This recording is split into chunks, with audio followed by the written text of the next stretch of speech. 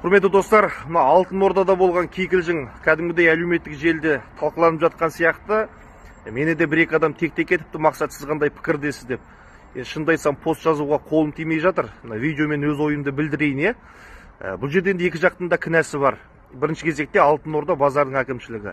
Қазір 21 ғасыр, елдің көп ақшасын банк картасында ұстайды. Расымен кейде көліктен бір тиын-тебен табылмай қалатын кездері бар. Сондықтан сен базар аштың ба, дүкен аштың ба, мейрамхана аштың ба, келетін халық риза болып қайтатындай, клиентке ыңғайлы болатындай сервис жасау керек. Байқасаңыздар, кіребесіне жазып қойыпты, бізде Каспий Голд жоқ деп. Яғни бұған дейін де бірнеше адам наразылық білдірген болып тұр.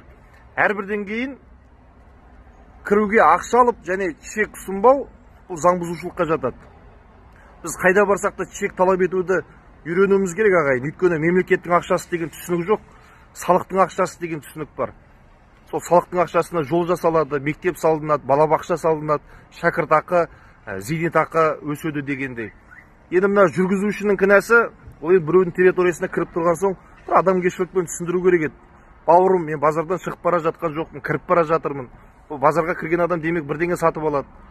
Қазір ана сатушыға Каспий Голдын аударсам да бір тиын-тебен алып шығам, шығарда төлеймін. Міне жігітше уәдемді берем десе, ол жарайды деп өткізе салар еді ғой, талай біздің де басымыздан өтті. Енді келесі бірден айғайға басып, адамның намысына тиетін боқтық сөз айтса ешкім қарап тұрмайтыны белгілі. Енді мен контролерді түсінем, ол әбден шаршаған, жүйкесі тозған адам, күніне жүздеген адамнан ұрыс естиді. Бірінші курста Казгуда оқып жүрген кезде жаздық каникулда 2 айына барахолкадағы Барыс базарында мен контролер болғам. Сол кезде көрдік қой, неше түрлі адамдар бар, боқтап кетеді, балағаттап кетеді, джиппен кеп, менсінбей, терезесін ашпай, сен менен ақша сұрайдың кімсің, мені танымадың ба деген сияқты, как будто бір $100 бетінде жүрген адамдай. Сондықтан ол шаршаған адам. Енді мынандай бір мәселе бар да, сол кішігірім Барыстың өзінен бір воротадан күніне бір 50-60 теңге жиналатын. Енді Алтын Ордан білесіздер, ол үлкен базар. Оның ар жағында мына Қырғызстаннан, Өзбекстаннан қаншама жүк көлігі кіреді. Олар 20-30 мыңнан төлейді. Жайбылай кіріп шығатын көліктердің өзінен 100 теңге, 200 теңге алып жатады. Сондықтан меніңше Алтын Орда күніне жоқ дегенде көліктердің өзінен бір 800 теңге тауып жатыр.